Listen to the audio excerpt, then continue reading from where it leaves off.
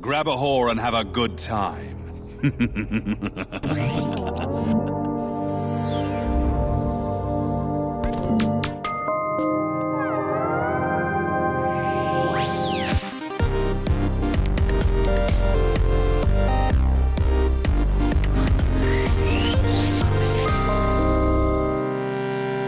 Welcome to the second part of our mini-series examining the women as background decoration trope in video games. I need to stress that this video comes with a content warning and is not recommended for children. The game footage I'll be showcasing will be particularly graphic and include scenes of extreme violence against women. I define the women as background decoration trope as the subset of largely insignificant, non-playable female characters whose sexuality or victimhood is exploited as a way to infuse edgy, gritty, or racy flavoring into game worlds. These sexually objectified female bodies are designed to function as environmental texture, while titillating presumed straight male players. In our last video, we discussed the concept of sexual objectification and looked at a specific subset of non-essential female characters which I classify as non-playable sex objects. In this episode, we will expand our discussion of the women as background decoration trope to examine how sexualized female bodies often occupy a dual role as both sexual playthings and the perpetual victims of male violence. Are you here for the whore? Are you dating me? I have your money. Let her go! No! Take it up with Cesare!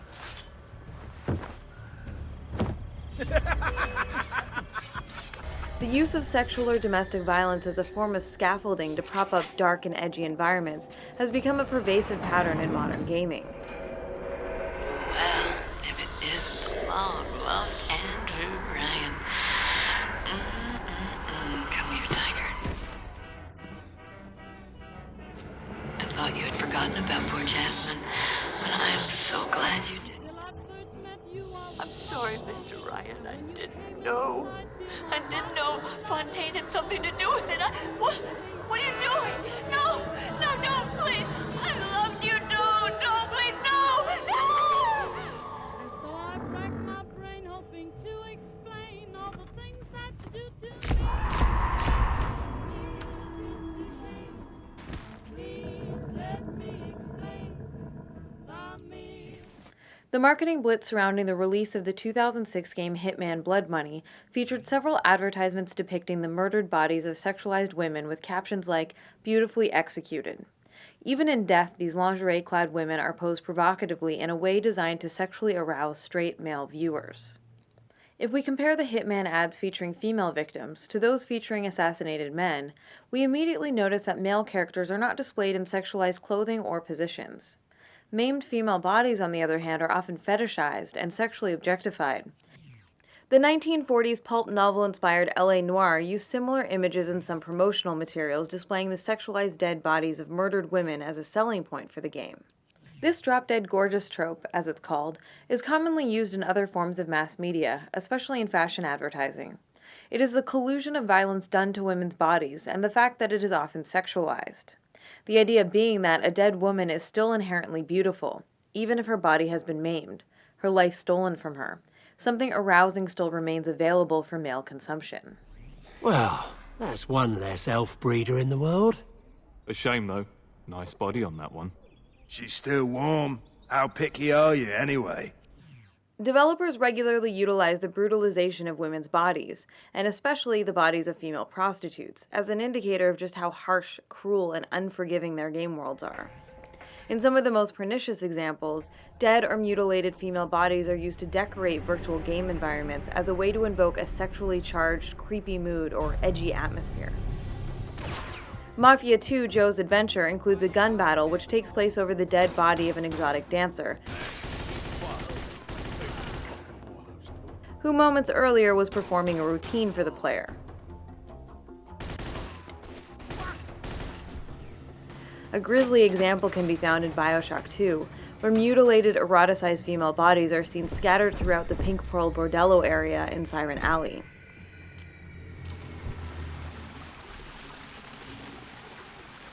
Again, we can compare the way the murdered male bodies are displayed and notice the distinct lack of sexualization in their presentation. The male corpses may be designed to evoke a sense of horror or disgust, but it's not coupled with elements of sexual titillation in the same way that female bodies are. While playing, gamers are routinely forced to witness graphic scenes of violence against female NPCs, as these acts are committed in real time by other game characters. The opening sequence in Prototype, for instance, depicts the execution of a nameless crying woman, her dress ripped suggestively to reveal her garter belt. A similar technique is used to set the mood in the darkness too. Hi, Jackie. Remember us from the Candy Club? Well, do you? Sure. The opening scene features two women flirting with the player in first person, before they are both slaughtered in front of you. Oh shit! Jackie, get down! During one mission in Far Cry 3, players watch from the sidelines as a pimp beats up a female prostitute of color in a shantytown. Where's my fucking money, bitch? I don't feel good. I got your medicine. Please don't. Take it, you little shit! No money? What's this, huh? You worthless whore, you're fucking pathetic.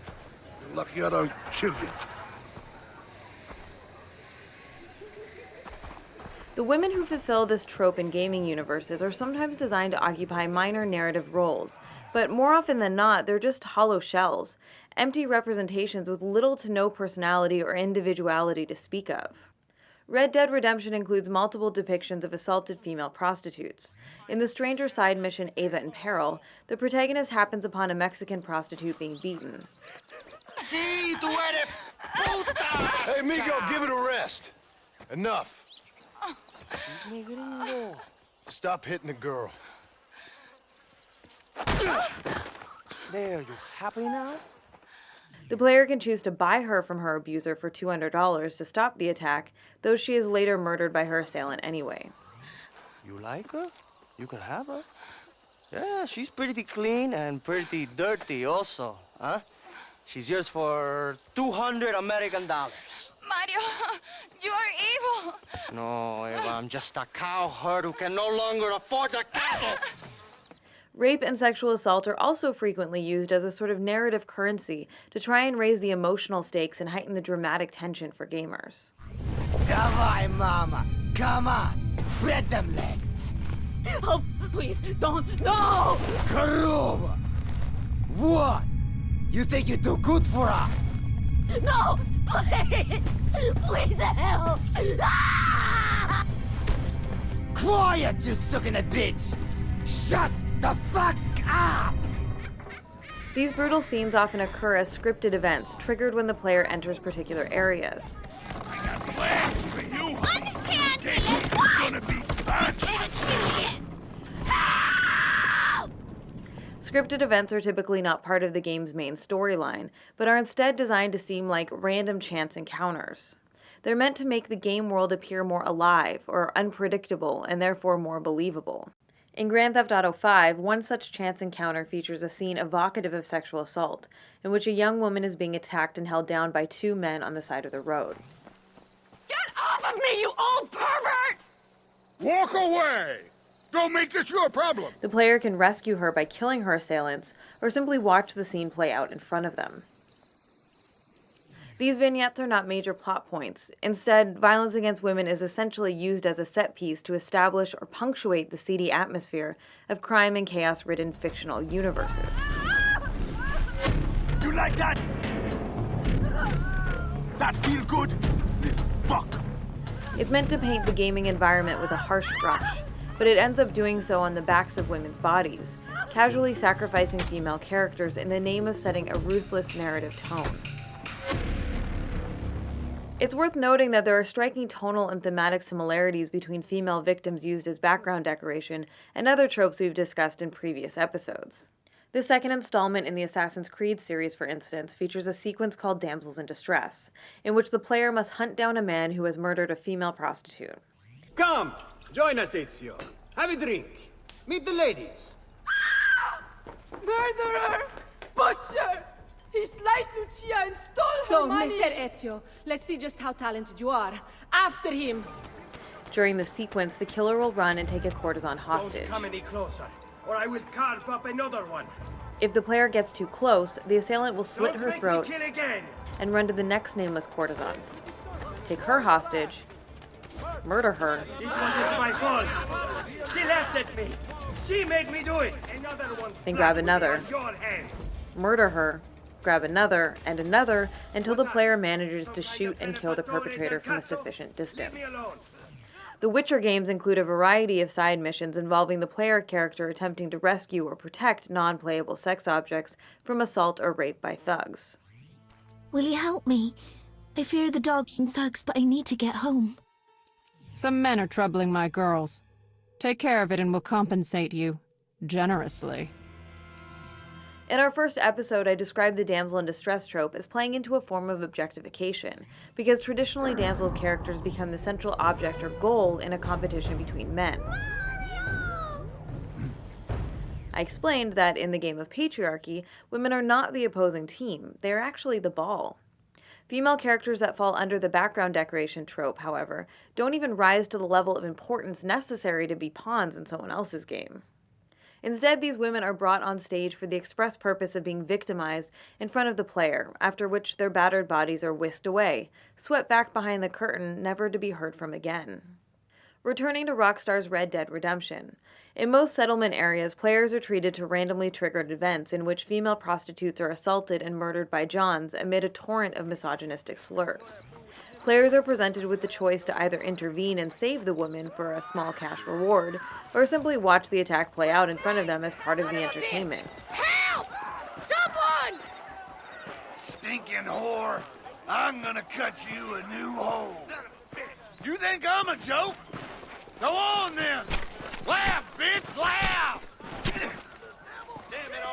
If the player sticks around long enough, or leaves and then re-enters the same location, the scene will eventually repeat itself again and again, very much like the animatronic vignettes in the Pirates of the Caribbean ride at Disneyland. Stinking whore! I'm gonna cut you a new hole. You think I'm a joke? Go on then! Laugh, bitch, laugh! The audience is meant to briefly gasp at these acts of brutality, before their attention is directed elsewhere, towards the next event or set of enemies to be dispatched. Regardless of the player's actions in these types of situations, the result always paints women in a regressive light, as they will end up as either helpless damsels or dead victims. On a shallow surface level, these vignettes seem to contextualize violence against women in a negative light. However, these narratives are never really about the abused women in question. Instead, depictions of female pain and victimhood are flippantly summoned to serve as sideshow attractions and storylines about other things altogether. In Ubisoft's Watch Dogs, scripted crime events randomly generate throughout the game's open-world environment, some of which graphically depict incidents of domestic violence. So you think you can just leave me? Jesus, you need to stop following me. Come on, babe, don't be like that. I've had it with you. You're nuts. That's it. I've had it with your lip. Don't! I'll teach you. These scenes are programmed to repeat themselves randomly dozens of times during gameplay. You think you're leaving me? Huh? Jesus, you need to stop following me. I'm not done with you. Not yet. You need to get out of here right now. I'll fucking kill you, goddammit! No, don't! If the player reaches the victim within the 10-second intervention window, the woman can be rescued by killing her abuser. However, if the player doesn't reach her in time, she is murdered and the perpetrator will flee, providing gamers the opportunity to hunt you down.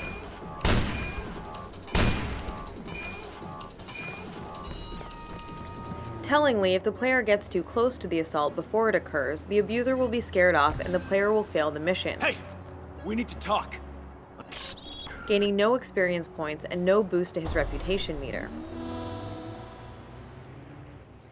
The only options available are to wait until the assault is in progress, then either take out the perpetrator during the assault, or take him down after the assault has happened. Hey!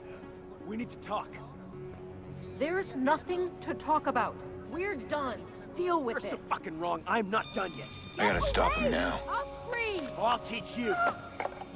We're not done. We are not done. I'll fucking kill you.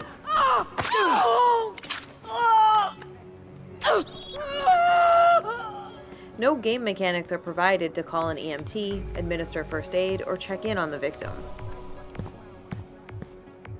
meaning that these female characters exist to be assaulted in order to give the player something to do, a reason to chase down the bad guy, exact vigilante justice on him, and gain the allotted experience points. After which the women are casually discarded, forgotten by the game and its characters. Of course, there also exist scripted events involving male NPCs, but those encounters are framed in distinctly different ways. This is the place. This guy is going to You act. got some serious shit to sort out with the boys. Oh, man, someone's playing you, man. Ah! You never fucking learn. When the victims are men, sexual objectification and sexual or domestic violence are almost never ingredients in the scenario. Even the countless male thugs and henchmen the player mows down in these games are depicted as active aggressors, not characterized as passive victims. Plot devices that capitalize on female trauma for shock value function in much the same way as the hitting a child or kicking the dog tropes do.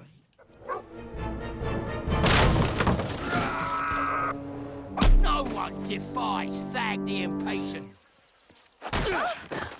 There, you happy now?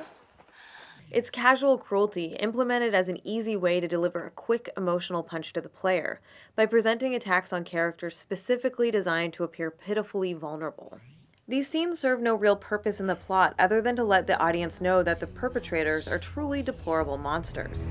Never speak of my mother like that again, you little whore! Ow! Think yourself a hero, do you? Sail away, and I'll burn these sluts alive! You wanna check out the dental plan, bitch? Oh. Oh, the besito! Besita! Don't be so conventional! Look at that ass, huh? Magnificent. I'll save her for later. Or I'll kill her and all her family. They're probably rebels anyway, huh? So, in addition to helping paint a gritty picture for the rest of the game experience, this kind of sexualized violence against inessential female characters is exploited by developers as a sort of cheap, one-note character development for the bad guys. Let go of me! Stop, please! It's a party, isn't it? Grab a whore and have a good time. Savor the hunt, boys. It's just a goddamn whore, man. A goddamn filthy whore. It's a lazy shorthand for evil, meant to further motivate the protagonist to take the villain down and help justify the excessive violence committed by the player in these games.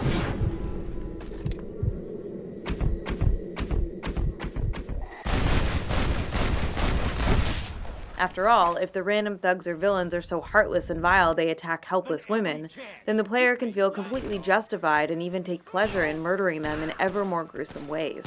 Where's your respect? Thank God.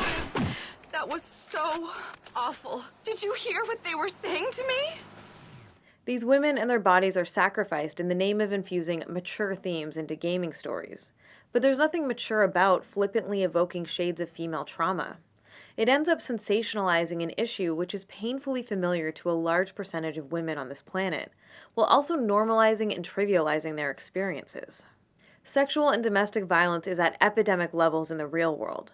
1 out of every 5 women in the United States will be raped in their lifetimes. 1 in 4 will be sexually assaulted. And women involved in prostitution are at a much higher risk of violence because they're seen as vessels to be used by others, rather than as fully human. So when games casually use sexualized violence as a ham-fisted form of character development for the bad guys, it reinforces a popular misconception about gendered violence by framing it as something abnormal, as a cruelty only committed by the most transparently evil strangers. In reality, however, violence against women, and sexual violence in particular, is a common everyday occurrence, often perpetrated by normal men, known and trusted by those targeted. The truth is, the vast majority of cases are committed by friends, colleagues, relatives, and intimate partners. The gendered violence epidemic is a deep-seated cultural problem present in the homes, communities, and workplaces of many millions of women all over the world. It is not something that mostly happens in dark alleys at the hands of cartoon villains twisting nefarious-looking mustaches. Who did this? That monster, Malfatto! Did you see him? That way! I should also note that the problem cannot be solved by simply finding the bad, evil men and killing them all. as these game narratives invariably imply again and again. This must be karma. Travis touchdown. Spare me the mystic crap. I came here to fight. Ah! Ah!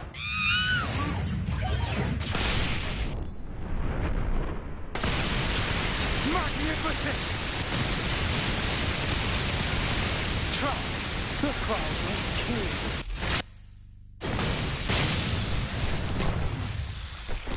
I see the rumors were true. Over the past decade or so, we have seen a dramatic rise in angry male anti-hero narratives, in which the player character is ostensibly a bad guy. In some of these games, violence against women is then used as character development for the protagonist. Wouldn't. That's enough. Whoa, she's all limp. I didn't even hit her that hard. It just makes our job easier. Grand Theft Auto 4 requires the player to kidnap a woman. Stop this thing, you slime bag! Stop being such a fucking bitch! Calm the fuck down, or little birdies will be eating your brains off the dashboard tomorrow morning. During this mission, the protagonist character insults her and beats her unconscious. You're fucking with the wrong girl, asshole. I am Gracie Ancelotti, and I... Shut up! Peace at last. Later, the game instructs players to smack her in the face before taking a ransom photo. Come on, Gracie. I want you looking pretty for the photo. Lord Kratos, no! Please! Please, leave me be. I beg of you. Show mercy. Hold your tongue. God of War 3 includes a segment where Kratos pushes a half-naked princess through a level. Move!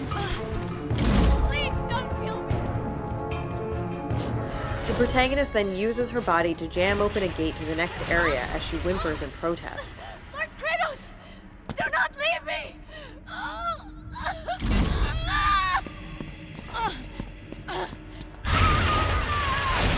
After she is crushed to death, the player can then return to her body and look at her mangled corpse, at which point a trophy will pop up.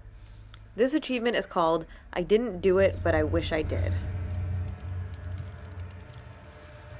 All of this is designed to convey that the protagonist is a ruthless, unfeeling, morally corrupt character who is capable of anything.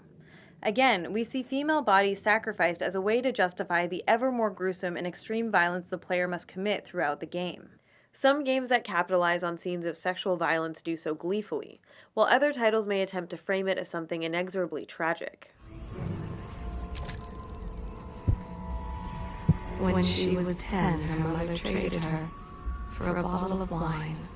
Few enter this line of work by choice. They thought they would be working in a factory. By the time they arrive, it's much too late. But simply presenting depictions of women being abused, despondent, or suicidal does nothing to make them less sexually objectified, and does nothing to change patterns of perpetual victimhood.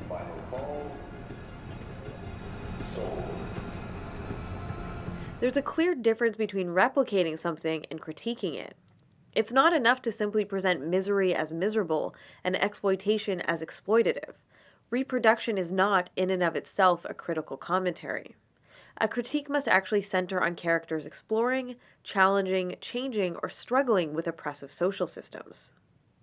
But the game stories we've been discussing in this episode do not center on or focus on women's struggles, women's perseverance, or women's survival in the face of oppression, nor are these narratives seriously interested in any sort of critical analysis or exploration of the emotional ramifications of violence against women on either a cultural or an interpersonal level.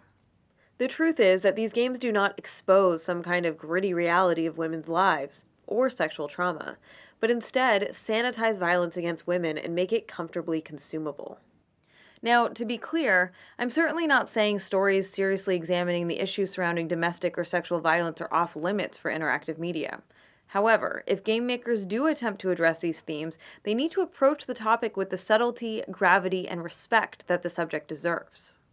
Though not about the abuse of women, the 2012 indie title Papo and Yo is an example of a game that respectfully deals with the very serious issue of alcoholism and domestic violence against children. The game does so by telling its story from the point of view of a protagonist directly affected by the trauma of abuse, not someone on the outside coming to their rescue. It focuses on the journey of a figure who is struggling through a traumatic situation and attempting to deal with the repercussions of violence. It makes that struggle to cope and survive central to both the narrative and gameplay, not peripheral set dressing to a story about something else. And critically, the game employs powerful metaphoric imagery to make its point instead of relying solely on sensationalized or exploitative depictions of the abuse itself. Papua Yo is an intense and at times gut-wrenching game that doesn't sugarcoat or glamorize violence. In this way, it's an honest and emotionally resonant experience for players. We must remember that games don't just entertain. Intentional or not, they always express a set of values and present us with concepts of normalcy. So what do games that casually rely on depictions of female victimhood tell us about women vis-a-vis their place in society? Well, the pattern of utilizing women as background decoration works to reinforce the myth that women are naturally fated to be objectified, vulnerable, and perpetually victimized by male violence. These games also tend to frame misogyny and sexual exploitation as an everlasting fact of life, as something inescapable and unchangeable. This dominant narrative surrounding the inevitability of female objectification and victimhood is so powerful that it not only defines our concepts of reality, but it even sets the parameters for how we think about entirely fictional worlds, even those taking place in the realms of fantasy and science fiction. It's so normalized that when these elements are critiqued, the knee-jerk response I hear most often is that if these stories did not include the exploitation of women, then the game world would feel too unrealistic or not historically accurate. What does it say about our culture when games routinely bend or break the laws of physics and no one bats an eye? When dragons, ogres, and magic are inserted into historically influenced settings without objection? We're perfectly willing to suspend our disbelief when it comes to multiple lives, superpowers, health regeneration, and the ability to carry dozens of weapons in a massive invisible backpack. But somehow, the idea of a world without sexual violence and exploitation is deemed too strange and too bizarre to be believable. The truth is that objectification and sexual violence are neither normal nor inevitable. We do not have to accept them as some kind of necessary cultural backdrop in our media stories. Contrary to popular belief, the system of patriarchy has not existed for all of history across all time and all cultures, and as such, it can be changed. It is possible to imagine fictional worlds, even of the dark, twisted dystopian variety, where the oppression and exploitation of women is not framed as something expected and inevitable. When we see fictional universes challenging or even transcending systemic gender oppression, it subverts the dominant paradigm within our collective consciousness and helps make a more just society feel possible, tangible, and within reach.